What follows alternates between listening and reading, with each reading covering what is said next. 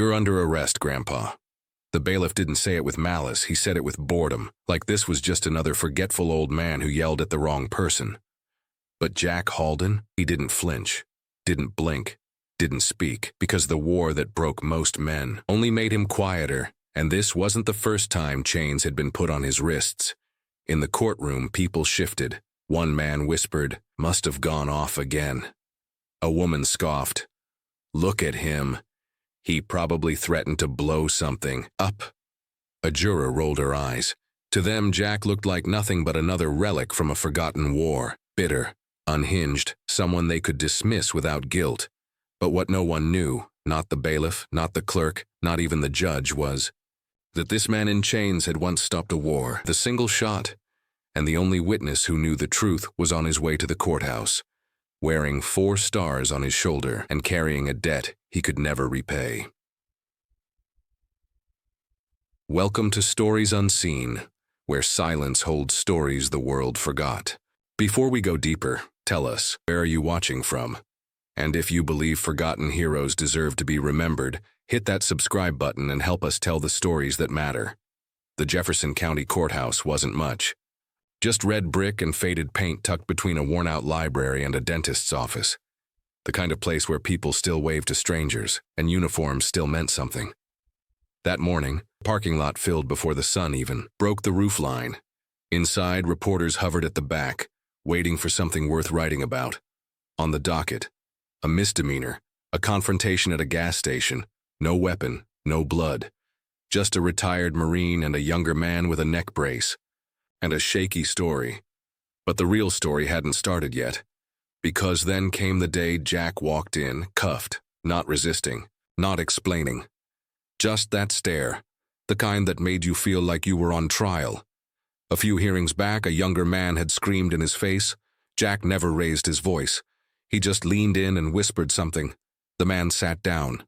Never spoke again. No one knew what Jack said. But every bailiff remembered that silence.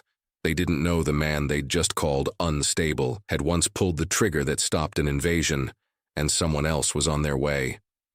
Someone with 4 stars on his shoulder, and a debt no courtroom could repay. He was already seated when the judge entered. Jack Halden sat still, cuffs biting into his wrists. Not slumped, not defiant, just still. Like a man who wasn't defeated, only done. His eyes didn't wander. His expression didn't change. He didn't look around to see who was whispering. He already knew. In the row behind the defense table, a few locals stared at him like he was some strange artifact dug up from a battlefield no one wanted to remember. "Isn't that the guy who snapped at a kid over a parking space?" someone muttered. "No. I heard he threatened to shoot someone. PTSD, probably," came the response. The clerk called the room to order. The judge entered. Everyone stood. No one noticed Jack didn't move until the bailiff nudged him up. The trial began, and it moved fast. The store clerk who testified looked more nervous than informed. He stared at the guy real hard, like, aggressively. A woman claimed she overheard him mutter something about knowing how to kill. No context, no specifics. Then came the victim, Michael Reed. Late 30s, perfect hair, neck brace that shifted every time he spoke. He claimed Jack looked at him and said, "I could end you from 800 yards without blinking." The courtroom buzzed. The how. Defense didn't object. The judge didn't flinch, and Jack, he didn't even blink, he just stared forward. Still, not ashamed, not angry, just tired. The prosecutor stood up, sleeves rolled, voice steady from 100 rehearsals. "Ladies and gentlemen of the jury, yes, this man may have served. Once, but that was decades ago. What stands before you now is not a soldier. It's a man lost in the shadow of a uniform he no longer wears." He turned to gesture at Jack without looking him in the eye.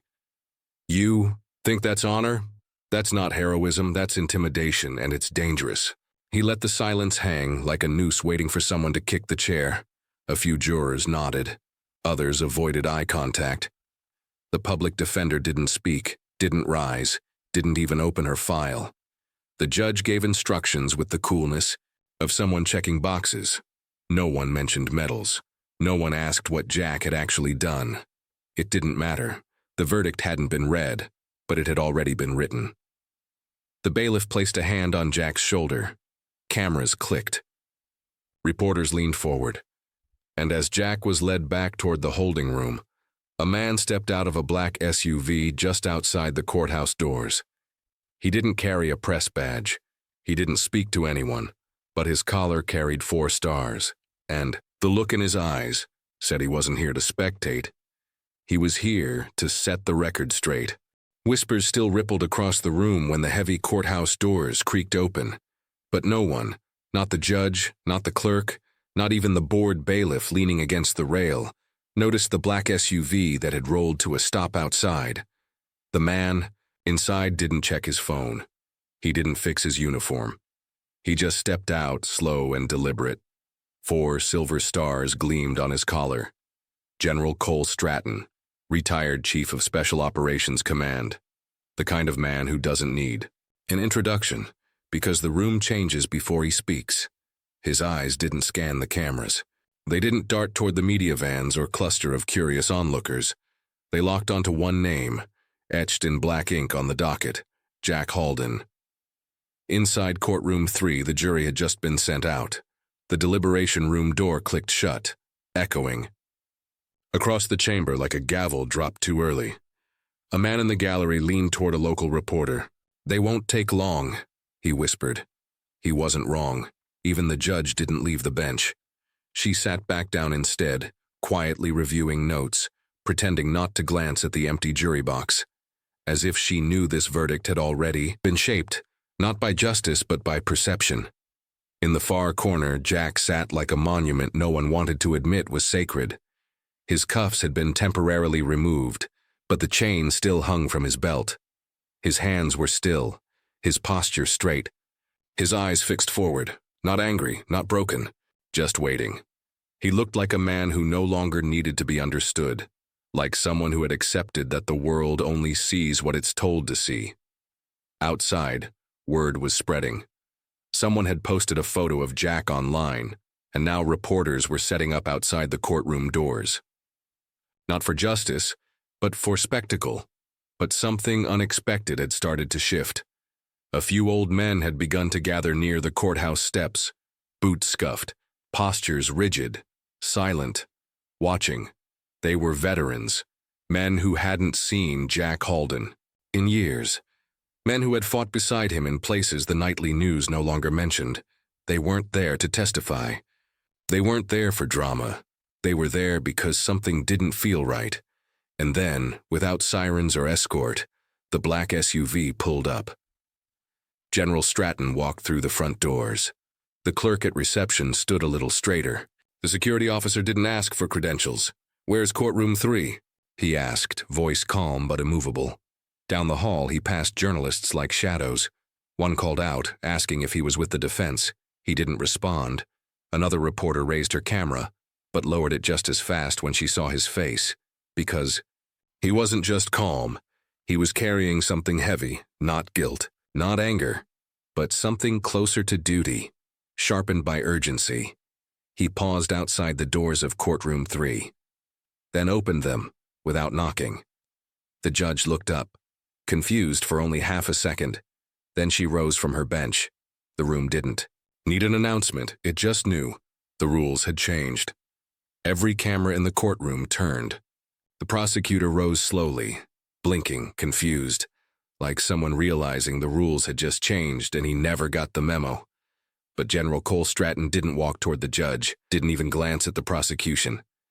He walked toward the defense table, toward Jack Halden. For the first time all morning, Jack lifted his head. Their eyes locked. No salute, no handshake, just standing. The room stopped breathing. Stratton stood tall, hands behind his back, staring not at a defendant, but at a man who once held the line when others ran. The silence wasn't awkward. It was reverent. The judge cleared her throat, unsure whether she was addressing a witness or something more. "General, may I ask why you're here?" Stratton didn't answer right away. He looked at Jack, then turned to the room. His voice was calm, steady. and it cut through every lie that had lingered in the air. I'm here because the man sitting before you is the reason I'm alive. He doesn't know I came. Didn't ask me to. He probably hoped I wouldn't. But I heard about this trial, and I couldn't stay silent. Murmurs, shifting seats. A juror paused in the doorway, sensing this wasn't just a hearing anymore. It was a reckoning. Stratton stepped forward, not to intimidate, but to be heard. 31 years ago, I was pinned down outside Marwan Ridge. Communications were down. 2 men wounded, no air support, surrounded, and then out of nowhere, a sniper opened a path. Didn't speak, didn't wait for orders. He just fired. He paused. Let the words land. 9 confirmed kills. Less than 5 minutes. The final shot, a moving target, 882 yards, high crosswind. Through a side window no one else could have seen. That shot saved all of us.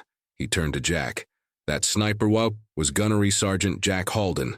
The courtroom erupted. Gasps, cameras flashing, reporters scrambling to reposition. But Stratton raised one hand, and the room fell silent. I've read the testimony. I've seen the charges. Whatever Jack allegedly said in a parking lot, he's earned the right to be heard in a way none of you can measure. He turned to the judge. With your permission, I'd like to speak to the jury. The judge, speechless, simply nodded. Stratton stepped to the box, took a long breath. There's a reason Jack didn't defend himself. Not because he's guilty, but because he's tired. Another pause. Tired of being misunderstood. Tired of people confusing silence with threat. He looked directly at the jury. When everything goes to hell and when bullets fly, you pray a man like him is nearby. He stepped back, then said it quietly, but it hit like a sledgehammer. You don't put men like this in chains. You put them in history books. And then he did the unthinkable. General Stratton dropped to one knee, not out of weakness. Not for show, but as an apology. Not for himself, but for a country that forgot what Jack Halden had done. The jury was already returning when they saw it. A 4-star general on one knee. Not in protest, not in weakness, but in remembrance. They had left that room ready to convict. But now, they weren't sure what the charge even meant. One juror wiped her eye. Another looked down, ashamed. The prosecutor opened his mouth to object, but the words didn't come. And Jack Halden, he didn't move. Didn't glance at the jury, didn't look for sympathy. His eyes were locked on the man kneeling before him, heavy with memories he'd never shared, buried with men who never came. Home, and then he stood, slow, controlled, without drama. He walked forward, not with pride, but with purpose, and extended his hand. General Stratton stood to meet it. Their palms met in silence. No salute, no title, no rank, just 2 soldiers, bound by something the rest of the room would never fully understand. The judge, voice cracking slightly, broke the silence. In light of this testimony and the extraordinary context brought before this court, all charges are dismissed. Effective. Immediately. The gavel dropped, not with fury but with finality. Jack's chains were removed, and this time no one grabbed his arms. No one hurried him out. They stepped back. Respectfully, he didn't rush to leave. He simply turned to the jury, nodded once, and walked down the aisle, each step echoing like the final punctuation of a sentence long overdue. Outside, a few veterans stood at attention. One saluted. No one told him to. The reporters tried to speak, but no one had a question. That wouldn't sound small. Jack didn't answer anyway. He never needed to. Stratton followed behind him, not as an escort, but as a witness. And when they stepped into the sunlight, Jack Halden didn't look like a ghost anymore. He looked like a man returning from a war that never really ended. Because sometimes, heroes don't wear uniforms anymore. They don't march, don't salute, don't ask to be seen. Sometimes they walk into a courtroom wearing worn-out boots and a stare that says more than words ever could. Jack never asked for defense, never told his story. Because men like him believe doing the right thing shouldn't require applause. They carry their scars privately, their memories quietly, and their honor with a weight most people won't recognize until it's too late. But not this time. This time, someone remembered. This time, a man with 4 stars on his shoulder knelt in silence to correct what history almost missed. Because we forget, don't we? We forget what sacrifice looks like after the guns go quiet. We forget that silence isn't weakness. Sometimes it's the loudest kind of strength. Jack didn't leave that courtroom vindicated. He left unchanged, because he never needed the verdict to know who he was. But for once, the world saw him clearly, and maybe that's the lesson we carry forward. Not to wait for medals or ceremonies, but to recognize greatness while it's still walking quietly among us. This is Stories Unseen, and now it's your turn. Have you ever known someone who never asked for recognition, but deserved more than anyone else? Tell us in the comments how you remember them, and if you believe these stories matter, subscribe. We'll see you in the next one.